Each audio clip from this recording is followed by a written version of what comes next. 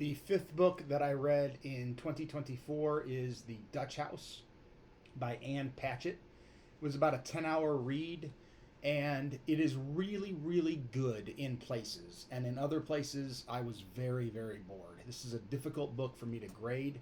I would give it a B minus.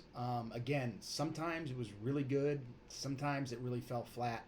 I think one of the problems with the book is that it has a non-linear narrative, which I'm usually a fan of, but here it just felt like Patchett wrote three different stories and then chopped them up and wove them back together. It didn't seem to lend anything to the narrative. The story is about two kids. Their names are Maeve and Danny, and their father remarries and lives in this great house that is called the Dutch House. And when the father dies, the stepmother kicks Maeve and Danny out of the house, and they're basically left to raise themselves. And the story is basically of those two kids. It takes a little bit of a turn at the end, as most novels do.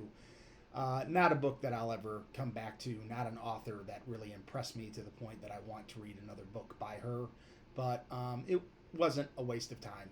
Again, very good in some places and very enjoyable, but overall I was a little bit bored with it, and it took me a while to get through it. I'm sure it took longer than 10 hours for me to read. The 10 hours that I'm quoting is from Audible, but I read the book, and I'm sure that it took more than that for me to get through.